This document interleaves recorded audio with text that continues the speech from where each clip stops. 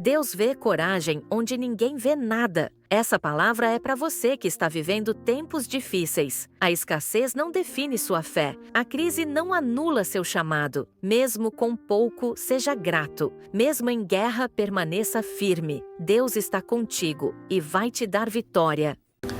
Livro dos Juízes, capítulo 6, e o versículo de número 11. E veio ali o anjo do Senhor e se assentou debaixo do carvalho que ficava em Ofra, que pertencia a Joás a Biezrita, e o seu filho Gideão malhava trigo no lagar para escondê-lo dos midianitas. E o anjo do Senhor lhe apareceu e lhe disse: O Senhor está contigo, homem valente. E a igreja diz amém. Amém. Meus queridos irmãos, nós estamos atravessando um ano muito difícil. Talvez o ano mais estranho que já vivemos. Nós estamos vivendo em 2020 justamente o que nós não programamos. Ninguém programou isso. Isso não estava no seu projeto de vida para esse ano. O ano de 2020 ficará conhecido no século como o ano do luto, das lágrimas, das perdas. Nós fomos atingidos subitamente por uma crise que nós não esperávamos. Esta crise, ela alcançou todas as esferas da sociedade. Os irmãos assistem programa de televisão em casa e sabem que aumentou de forma absurda a violência doméstica. Agora, no tempo de pandemia, duplicou a quantidade de separações. O divórcio subiu. A crise financeira não precisa nem falar. Pessoas desempregadas, muitos empresários falidos. Certo é que nós não podemos ficar cegos diante disso. Nós estamos passando por um momento difícil. E o nosso Deus, o Deus da Bíblia, o Deus do Evangelho, Ele nos avisou. Nós, igreja, deveríamos ser o povo mais tranquilo agora, porque nós somos o único povo que já sabia que isso ia acontecer.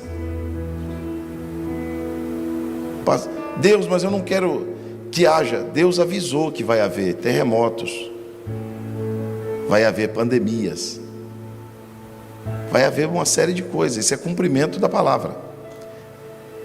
E nós estamos diante de um texto na Bíblia, pastora Juliana, que vai falar de uma crise aguda, do espiritual ao familiar. Essa crise atingiu Israel. Foram 7 anos consecutivos de famílias, colheitas, o gado de Israel foi tomado, os camelos levados, os bois roubados, e agora a Bíblia diz que o inimigo passou a levar a novidade da terra. Então o que era novo, o que era para ser colhido, o que era para ser usufruído, o inimigo vinha e levava.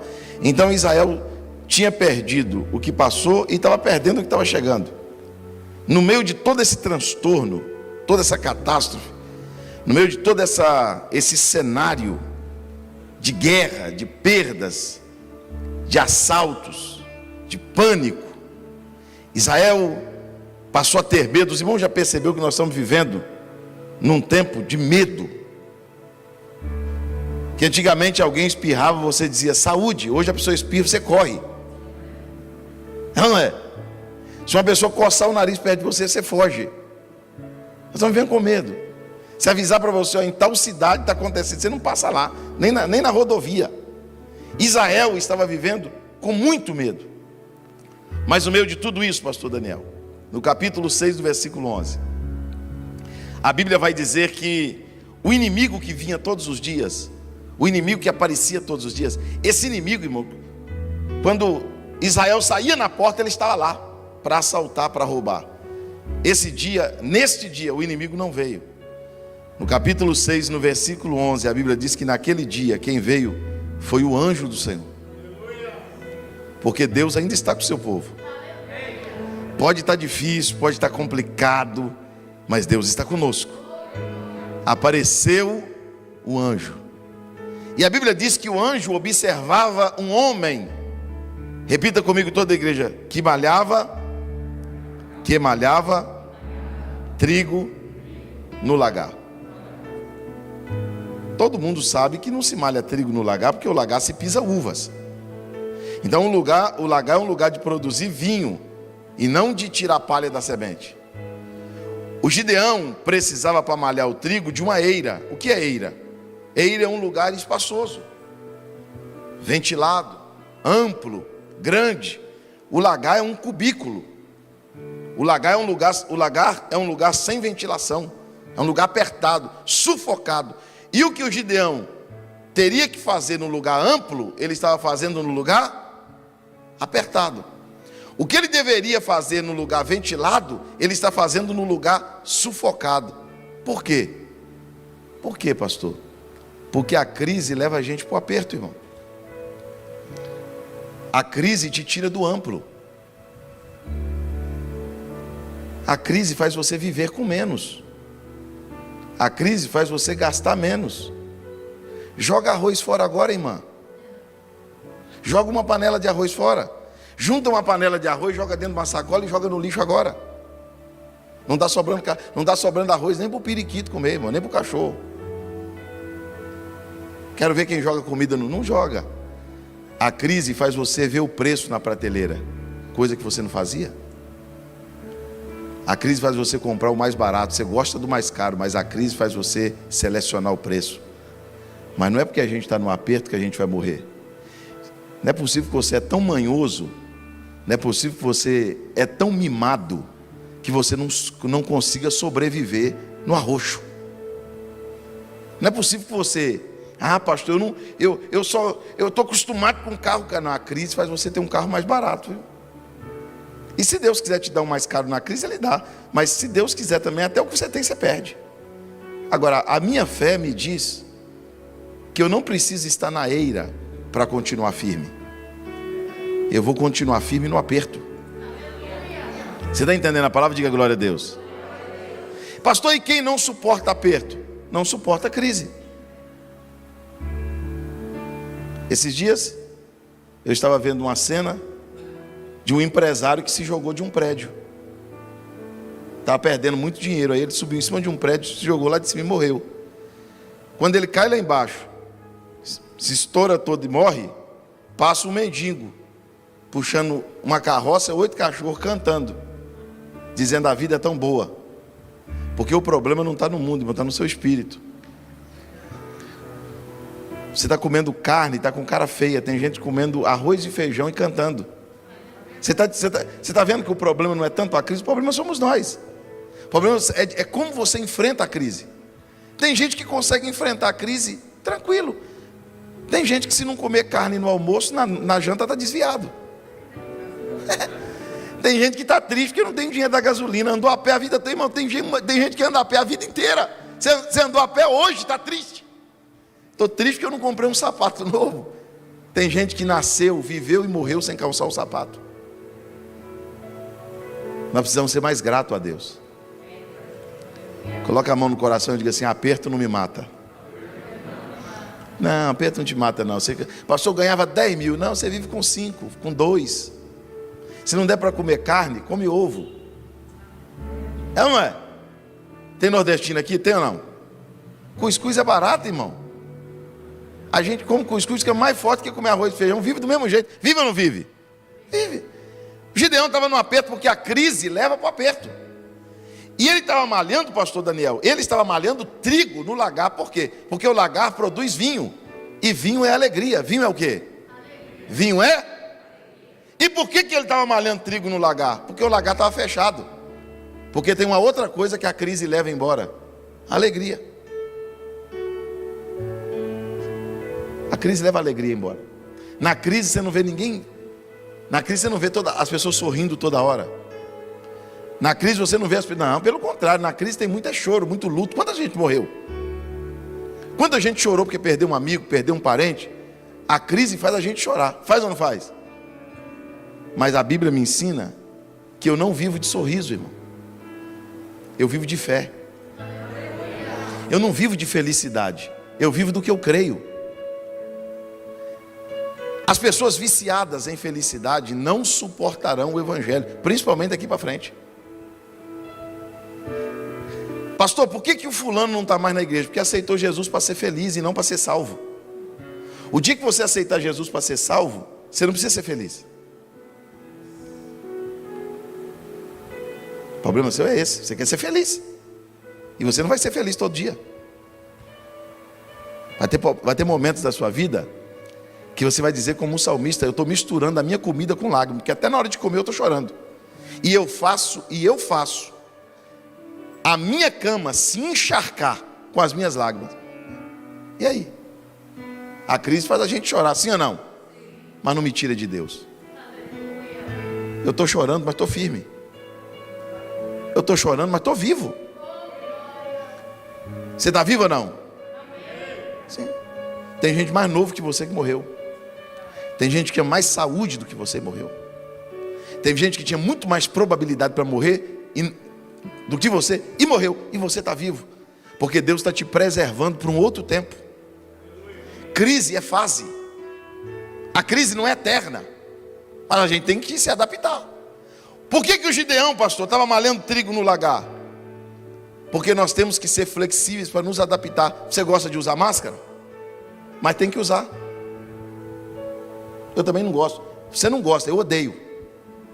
Eu tenho que usar. Eu vou entrar no mercado. Não entra. Eu quero em tal lugar. Não funciona, está fechado.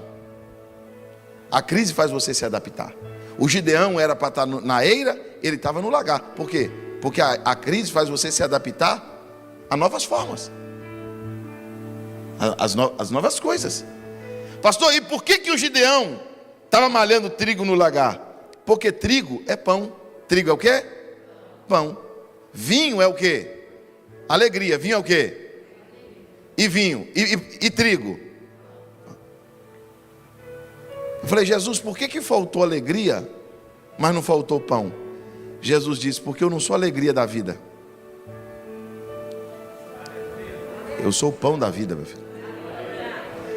Alegria, meu filho, às vezes vai faltar, mas a minha presença não. Eu quero que você levante comigo as suas mãos esta manhã. Pode faltar, irmãos, dinheiro. Pode faltar saúde. Pode faltar uma roupa nova no guarda-roupa, um sapato novo na sapateira, mas nunca vai faltar Jesus. Glorifique a Deus esta manhã, porque você tem pão. Você está aqui por causa do pão. Você está de pé por causa do pão. Talvez você entrou aqui esta manhã, você não tem alegria. Pastor, eu estou tão triste. Mas por que você está aqui? Porque o pão te fortalece. O pão te alimenta. O pão te levanta. Esse negócio do pão, irmãos, é tão sério que os discípulos não sabiam orar. Chega para Jesus e diz assim: Senhor, como que ora? Como que faz para orar? Quando a gente for orar, a gente diz o que na oração? Jesus diz assim: olha, quando vocês forem orar, orem assim, ó: Pai nosso que estais nos céus, santificado seja o teu nome.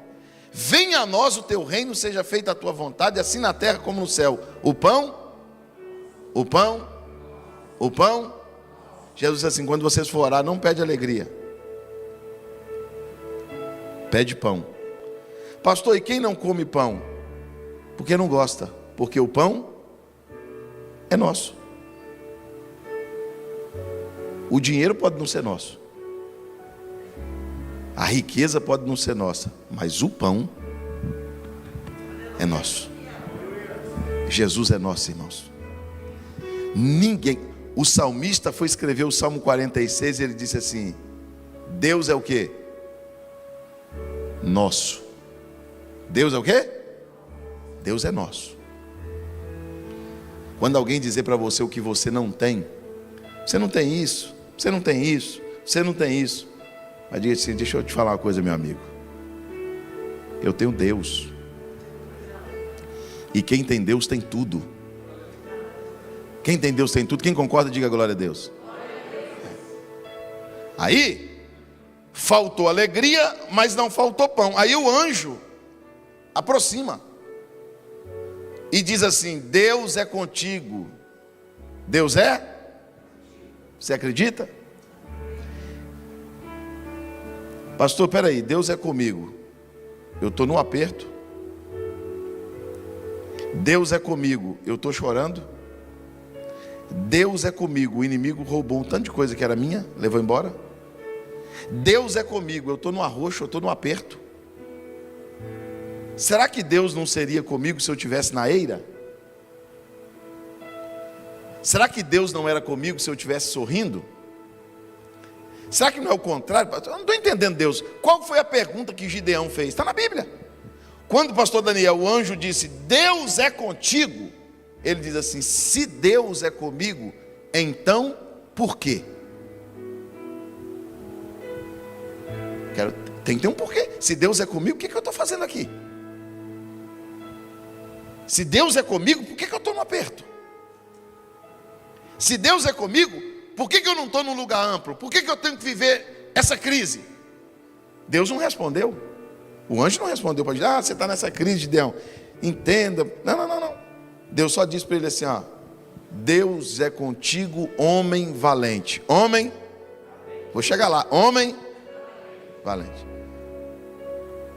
Pastor, o que eu preciso ter, ou o que eu preciso ser para me sobreviver à crise? Levanta a tua mão direita e diga: eu preciso ser valente. Deus não falou isso para mais ninguém. Deus não falou isso para Israel inteiro. Deus não falou isso para a família de Gideão inteira. Deus não falou isso. Deus não fala isso, pastor Daniel, para todo crente. Eu não vou mentir, irmão. Deus não vai chegar para todo crente e dizer: eu sou contigo, valente. Não, porque Deus sabe que tem um monte que é covarde. Deus sabe que tem um monte que é fraco, que é medroso. Agora tem gente que é valente, irmão. Tem gente valente. Tem gente que o mundo pode virar do avesso. Ele vive com menos, ele vive no aperto, ele abraça a família, ele abraça a fé, ele diz: eu vou, vai passar, o negócio vai melhorar. Agora, uma mãe, não estou te julgando não, uma mãe, um pai, que tem um filho para criar, pôr uma corda no pescoço e se matar, tem que ser muito covarde para fazer um negócio desse, irmão. Pastor, ele estava sentindo muita dor.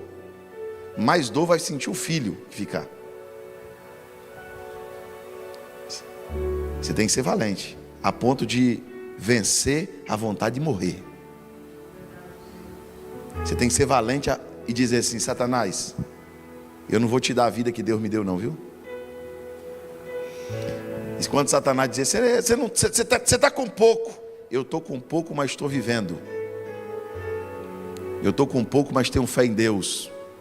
Você está na crise? Eu estou na crise. Morreu um da tua família. Morreu porque Deus quis. Ele dá a vida, Ele tira. Ninguém vai mexer com a minha fé. Tem valente aqui essa manhã? Tem valente ou não tem? O maior título que você pode receber, o maior elogio que você pode receber de Deus, não é o elogio de estar na eira, de ser rico, de ter saúde, de estar bem. O maior elogio que Deus faz para um homem é dizer para ele: você é um homem valente. Eu estava dali debaixo do carvalho te observando, Gideão. Rapaz, num aperto desse, os midianitas levando tudo, você sendo assaltado, 7 anos de prova, e você salvando o pão, você lutando pela família, você sobrevivendo na fé. Aí o Gideão diz assim: olha, o Senhor é comigo? Sim, Deus é contigo, homem valente. Ele diz: o senhor veio no lugar certo, anjo? Porque eu sou da menor tribo de Israel. Eu sou da família mais pobre da minha tribo. E lá na minha casa eu não sou primogênito, eu sou o caçula. Eu sou a pessoa mais improvável que existe para fazer alguma coisa. Porque a crise tem um poder. O poder de revelar os improváveis. A crise revela os fortes, pastor. A crise revela as pessoas que vão se sobressair. A crise revela as pessoas que parecia não ser nada, não ter nada, não saber nada, não aguentar nada. A crise revela isso. Deus olha para o Gideão e disse: vai nesta tua força, porque a crise revela uma coisa: Uma força que você tinha, mas não sabia. Mas eu tenho força para levar Israel? Eu tenho força para ajudar a mudar o cenário? Eu tenho força para fazer alguma coisa? Vai nessa tua força. Você vai ajudar Israel a sair dessa. Quero que você levante as suas mãos aos céus. Eu vim aqui esta manhã dizer que a tua família precisa de você, viu? E você precisa ser forte. Se você ler a Bíblia do Gênesis ao Apocalipse, você vai encontrar muitas e muitas vezes Deus dizendo: ser forte. Diga comigo, ser forte. Deus não disse você é forte. Deus não está dizendo você é forte. E Deus está dizendo para você, seja forte. Deus não está dizendo para você, você é forte. Ele está dizendo para você, seja. Você sabe o que é ser forte? Ser resistente.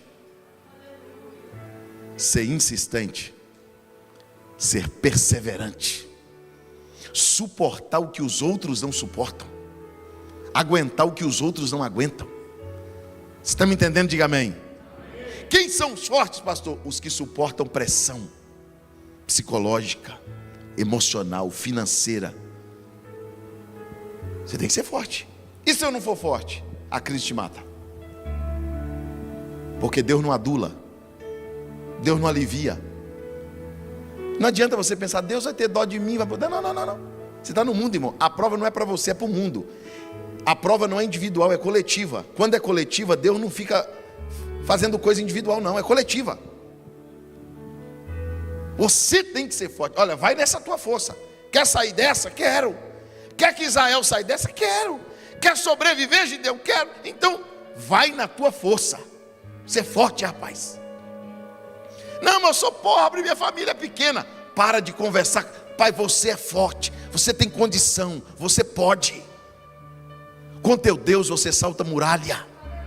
Você pode todas as coisas naquele que te fortalece. Você tem condição de sobreviver. Você pode glorificar a Deus por isso? Então levanta a tua mão e diga: eu preciso ser forte. Você precisa ser forte, irmão. As mães que estão aqui, eu não sei se todas, mas algumas eu acredito que já passou muito pelo que minha mãe passou. Eu já vivi situação, pastor Daniel, de levantar pela manhã e não ter o que comer. Você sabe o que é um filho chegar para a mãe e dizer assim: eu estou com fome?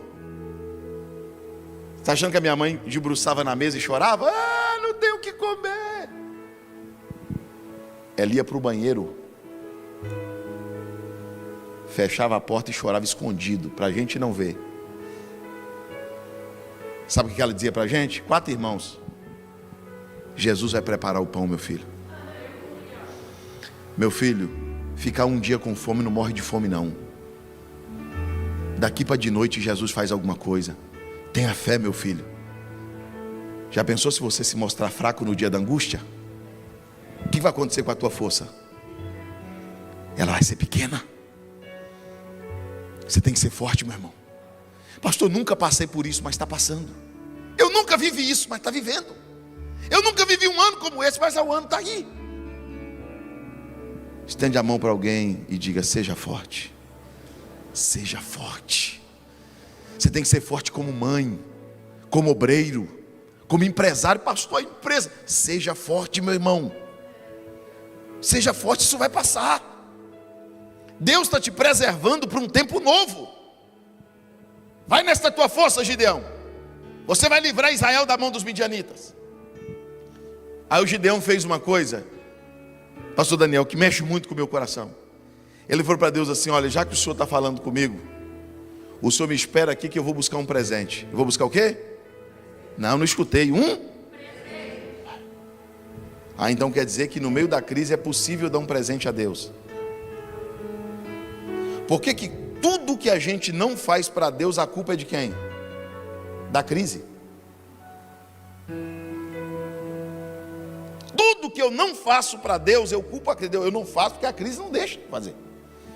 O Gideão disse assim: olha, deixa eu dizer uma coisa para o senhor. Eu estou no aperto, eu estou no sufoco, eu estou no apertado, mas tem um presentinho guardado para o senhor, viu? Você tem um presente para mim, Gideão? Gideão disse: tem.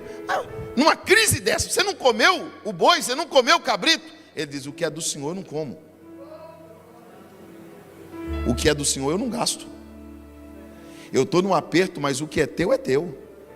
O teu está guardado. Posso falar ou não?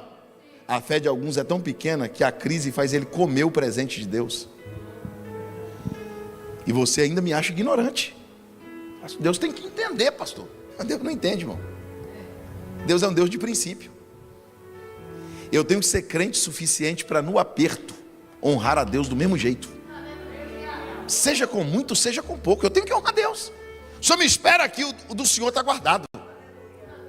Foi lá, buscou o presente para Deus.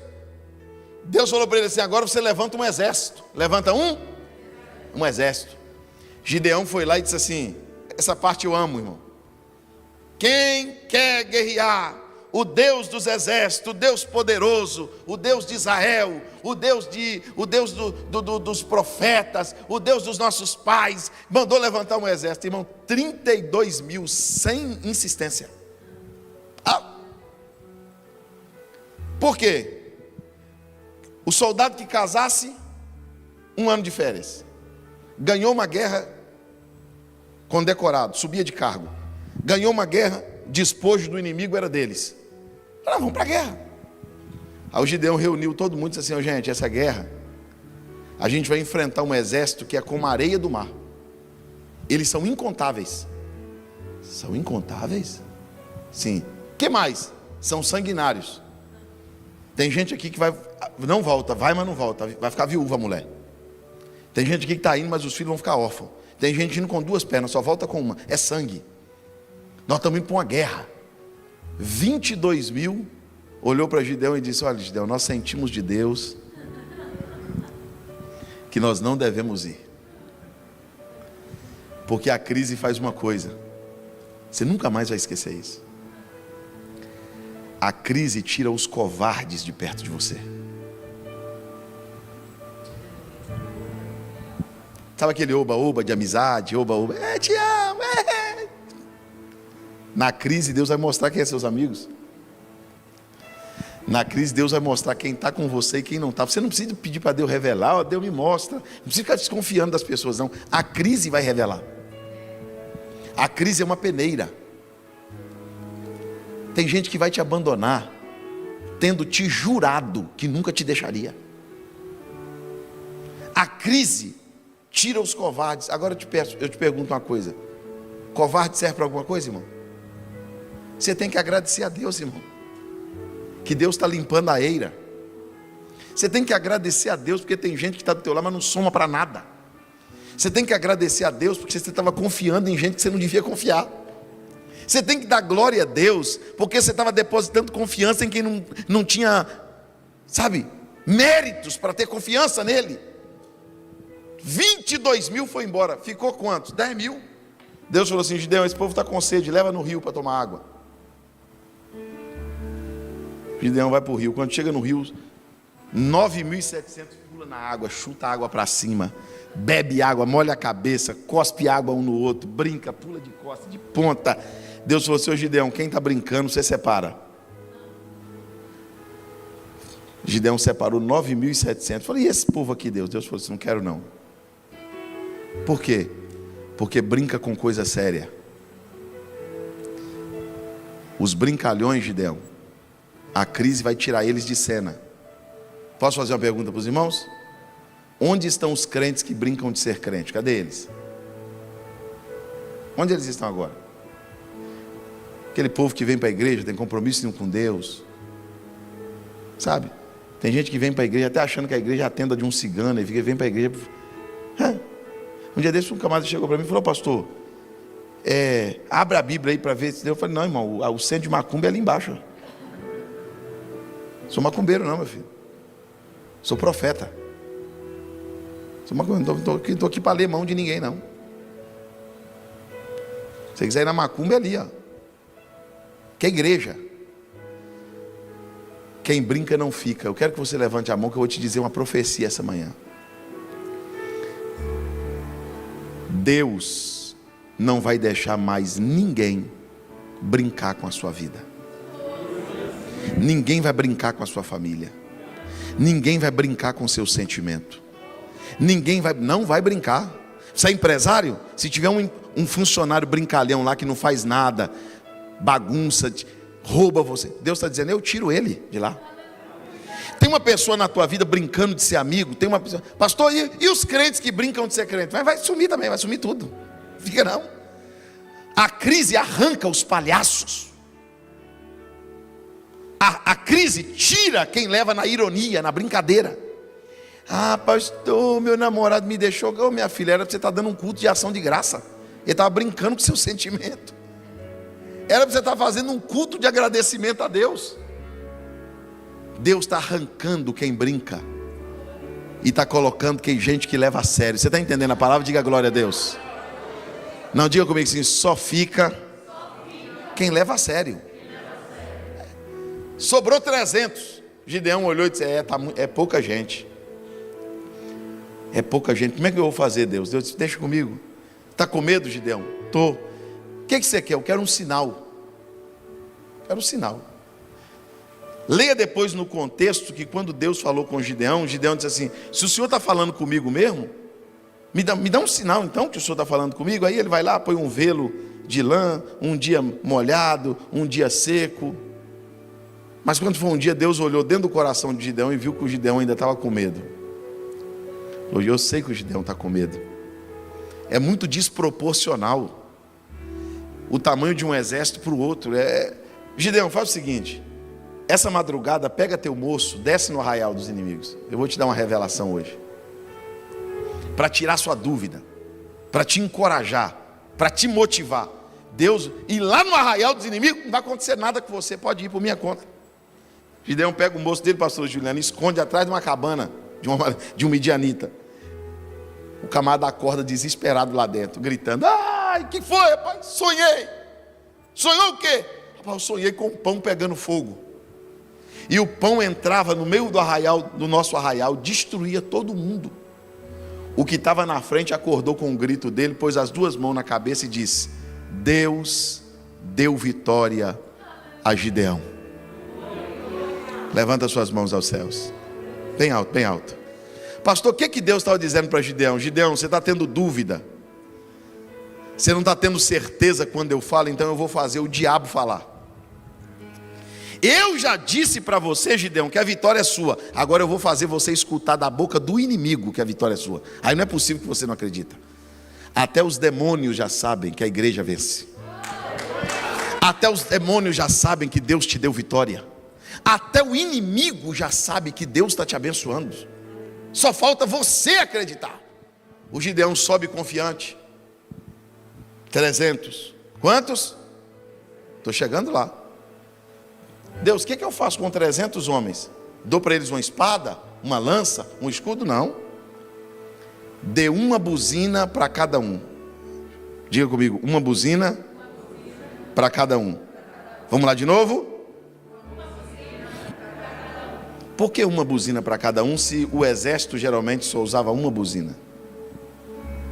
Porque Deus está mostrando aqui pela palavra que a buzina do teu irmão não vale por você. Ah, pastor, eu não dou glória a Deus não, mas meu irmão dá. Eu não canto não, mas ela canta. Eu não glorifico não, mas ele glorifica não. A buzina do teu irmão é dele.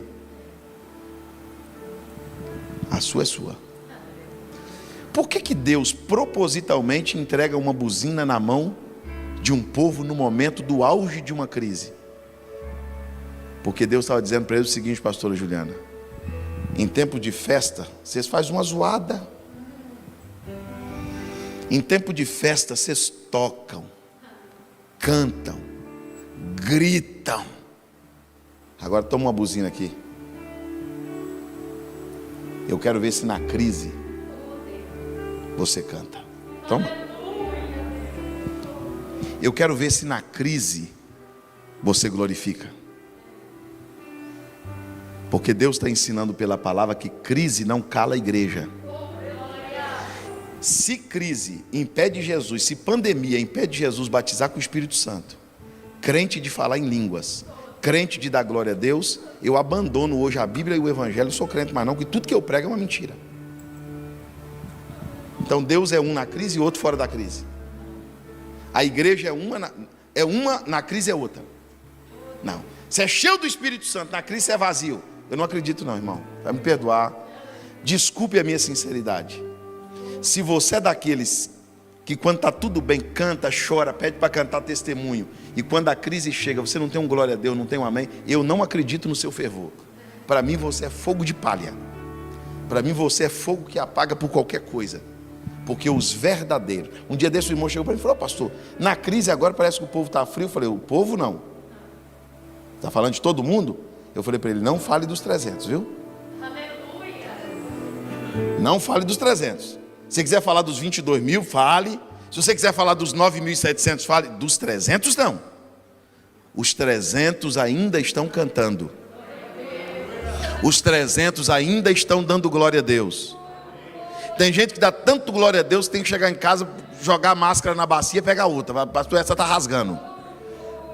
Porque crise não tira língua estranha da boca de crente não. Eu vim aqui essa manhã te falar essa verdade. Pastor, é porque não tem nada. Uma máscara de pano não tira o Espírito Santo dentro de você. Então quer dizer, porque nós estamos na crise, agora o culto é outra configuração. Só porque nós estamos de máscara, só porque ninguém dá glória. Não, está errado, irmão. Está errado. Nós somos a mesma igreja. Nós somos o mesmo povo. Nós servimos o mesmo Deus. Nós temos o mesmo Espírito Santo. Ou nós somos cheios de Deus ou não somos. Ou nós somos adoradores ou não somos. Ou nós temos buzina ou não temos. Eu glorifico a Deus porque os 22 mil não tem buzina. Os 9.700 não tem buzinas. Mas os 300. Os 300. Pensa num povo, irmão. Pensa num povo. Levanta as suas mãos aos céus. Bem alto, bem alto, bem alto, bem alto.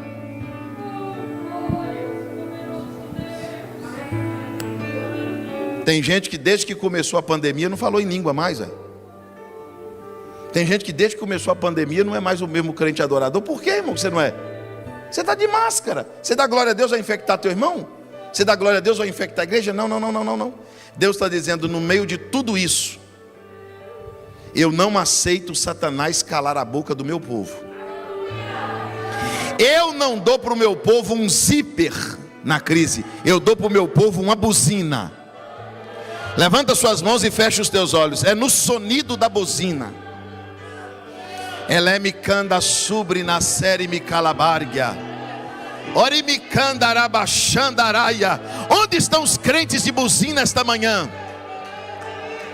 Deus te trouxe aqui esta manhã para te dizer: não te cales.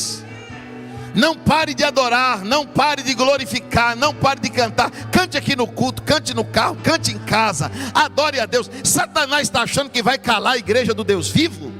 Satanás está achando que vai fechar a boca da igreja que Jesus abriu? Não vai fechar. Não vai fechar. Não vai fechar. Quem tem buzina aqui, levanta as mãos aos céus.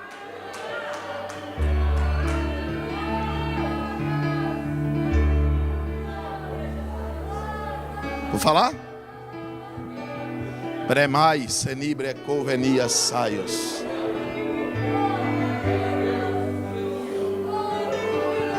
Deus te entregou uma buzina.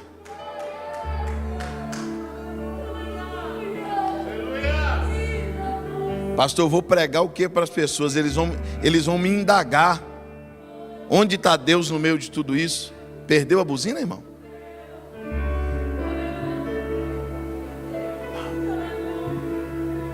O povo de Deus não se cala. Nem perseguição alguma no mundo. Você está achando que isso aqui é crise? Vai na parte da Nigéria onde é o Islã que comanda. Eles incendeiam a igreja com os crentes cantando dentro. Nenhum corre de dentro da igreja. Nenhum pula a janela. O pastor põe a igreja de pé e diz assim: nós vamos morrer queimados, mas cantando. Levanta. No outro dia eles estão evangelizando. No outro dia eles estão pregando. Hoje sai uma lei. Não pode falar de tal assunto. Irmão, a maior constituição é a Bíblia. A minha constituição é a Bíblia. O governo pode criar a lei que ele quiser. Ele pode dizer que eu sou homofóbico. Ele pode dizer o que eu quiser. Eu vou preso. mas a minha constituição é essa. Eu não vou deixar de pregar o evangelho para me adequar ao modelo de homens corruptos, vencidos pelo pecado, com o coração na mão do diabo. A minha constituição é a Bíblia. Se eu deixar de pregar a Bíblia, vai chegar um dia que a gente não vai poder falar mais nada. Nada. Tudo que você falar vai ser errado. Tudo que você falar ofende. Tudo que você falar dá processo. Eu não estou nem aí. Você não pode estar nem aí com isso. A sua constituição é a Bíblia. Você tem que estar disposto a morrer por ela. Você tem que estar disposto a ir preso por ela. Você tem que estar disposto a dar sua vida por ela. E evangelho é isso. Tem trombeta aí ainda, irmão? Então levanta suas mãos de novo. Vamos ver se tem mesmo. Levanta bem alto as suas mãos. Bem alto, bem alto. Até você que não estava tocando mais a trombeta. Até você que tinha dependurado a sua harpa no salgueiro. Até você que não tocava mais a trombeta em Sião. Deus te trouxe aqui esta manhã para dizer: meu filho, dá um sonido na tua trombeta. Aqui não é área hospitalar, irmão, onde você passa na rua e está escrito proibido buzinar. Aqui pode buzinar. Aqui pode tocar buzina. Toca a tua, dê glória a Deus, diga aleluia, glorifique o nome do Senhor, exalte o nome daquele que te chamou para viver uma vida de coragem. Deramanturia seri micaio. Uma buzina para cada um. Uma buzina para cada um. E aí, Deus? Aí você entrega para eles um cântaro vazio e uma tocha acesa. Uma tocha? Uma tocha? Porque no meio da crise, ou no auge da crise, ou no meio de um cenário de transtorno, de problema, Deus vai entregar na mão do crente. Diga comigo: uma buzina e uma tocha acesa. Bate no peito e diga comigo assim: crise não pode apagar minha tocha.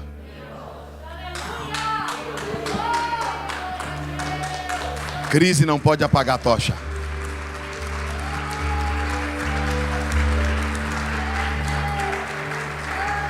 A crise não pode fazer de mim um crente apagado a ponto da minha família olhar para mim e dizer: cadê o fogo?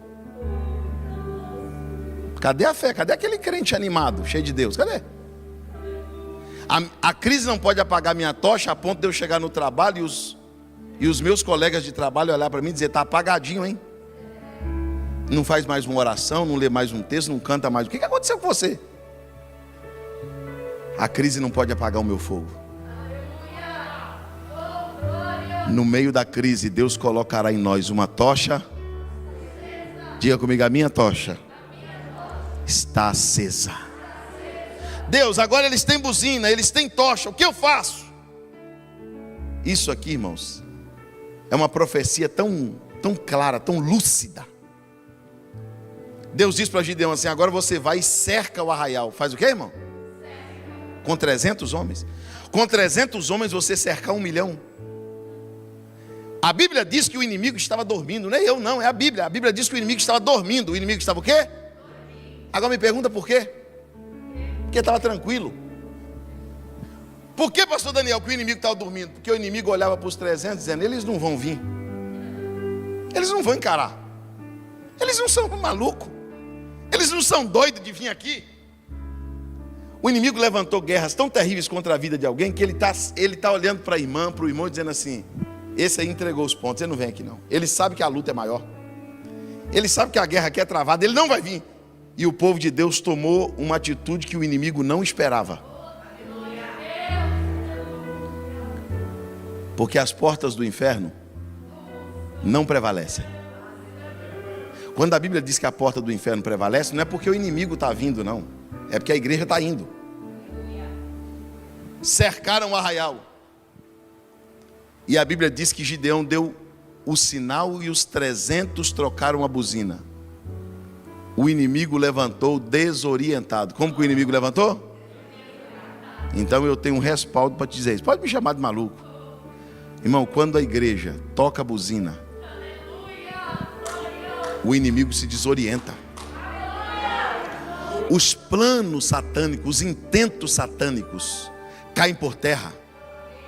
Quando você glorifica a Deus, você perturba a mente do teu adversário. Diga comigo, eu não posso deixar o diabo dormindo. Não, vai deixar o diabo dormindo, mano? Ah, estou dormindo, essa fraqueza desse crente, isso não vai vir aqui mesmo, isso não vai lutar, não vai guerrear. Agora, quando ele vê a igreja vindo, com buzina na mão, com tocha acesa, a igreja vai tocar a buzina, vai levantar a tocha, porque Deus está conosco. Você pode dizer glória a Deus? Fica de pé comigo, por favor. Quando a igreja toca a buzina, o inimigo se desorienta. O inimigo ficou tão louco, o inimigo ficou tão doido, que a Bíblia diz, pastor Daniel, que eles começaram a matar uns aos outros. O inimigo começou a matar um ao outro. Por quê, pastor? Porque quando eu toco a minha buzina, quando eu levanto a minha tocha, Deus põe a mão por mim. Sabe o que Deus está dizendo? Você não vai matar ninguém, você não vai se vingar de ninguém, você não vai bater em ninguém. Eles vão se matar sozinhos, irmão. Enquanto você está aqui cantando, seus inimigos estão se matando. Enquanto você está aqui de manhã entregando um culto de louvor a Deus, seus inimigos estão matando uns aos outros. Você não precisa fazer isso. O seu negócio é toque de buzina e tocha acesa. Lembra do muro de Jericó? O muro de Jericó caiu quando tocou a buzina. A Bíblia diz, com o toque da buzina do sacerdote. O sacerdote tocou a buzina e o povo gritou. A Bíblia diz que o muro desceu. O muro, vamos lá, o muro? Então nunca mais diga que o muro caiu, porque o muro não caiu. O muro desceu. Cair é cair para lá. Cair é cair para cá. Descer é ser implodido. Deus implodiu o muro. O muro não caiu assim, o muro caiu assim. O muro desceu. Porque enquanto você está tocando buzina, enquanto você está gritando, porque você não pode derrubar o muro, você não pode passar pelo muro, sua vitória está depois do muro. Sabe o que Deus está fazendo? Deus está dinamitando a muralha. Deus está preparando o muro para ele descer. Você acredita nisso ou não? Tem coisa que acontece, irmão, só quando a igreja canta. Tem coisa que só acontece quando a igreja ora. Tem acontecimentos que só acontecem com o toque da buzina e o grito do povo. É a Bíblia que diz, Deus diz, fala para o sacerdote tocar a trombeta e o povo gritar. E aí, Deus, aconteceu o quê? Deus falou, o muro vai descer. Tem gente que não acredita. Eu tenho um amigo meu que foi bruxo por 20 anos. Ele passava 15 dias sem comer e sem beber, trancado dentro de um quarto escuro, se consagrando aos demônios. Ele vivia uma vida escravizada pelas trevas. Sabe o que fez ele se converter? Ele se preparou quase um ano, pastora Juliana, para fazer um trabalho de feitiçaria. Quase um ano. Todos os dias ele se preparou. Quando foi no dia de fazer o trabalho, no horário marcado, os demônios não foram. Atrasaram.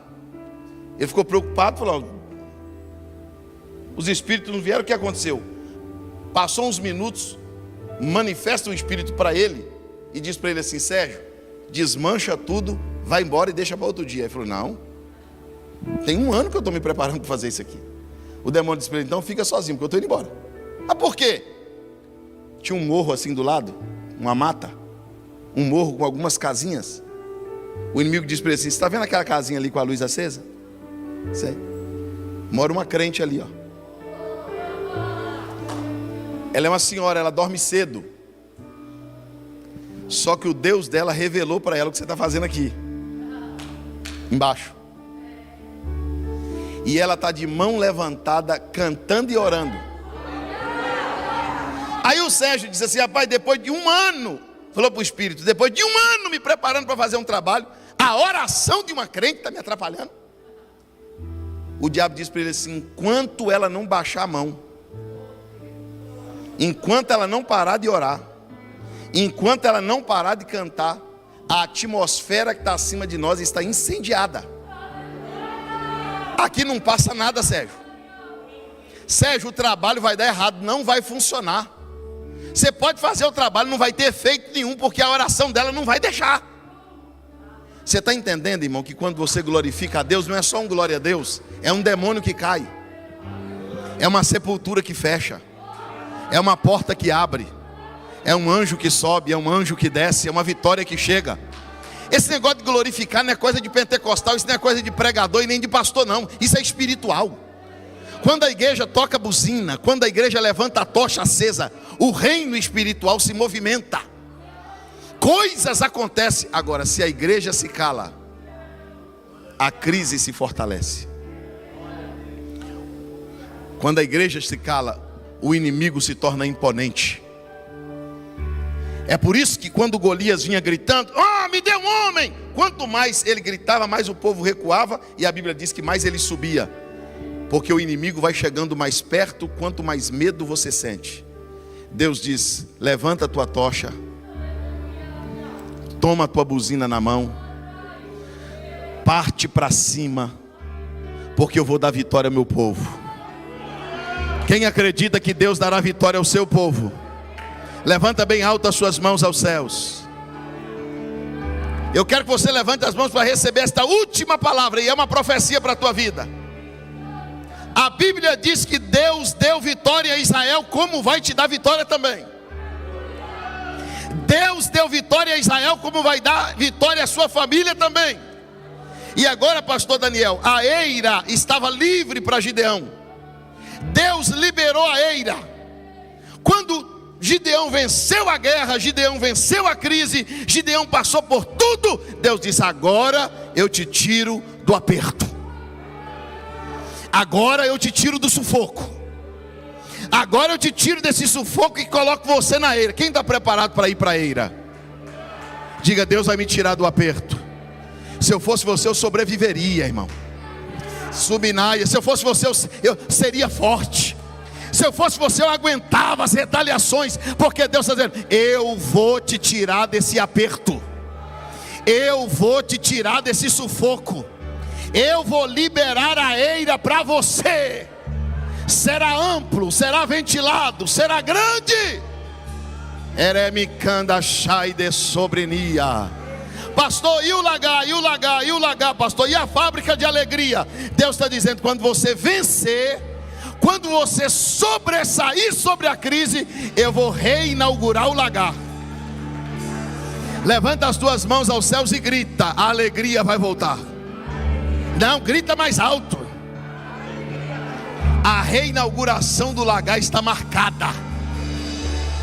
Deus está dizendo, eu vou te levar para a eira, e o sorriso vai voltar, a alegria vai voltar, a tranquilidade vai voltar. Se você crê nisso, levante as mãos e feche os olhos.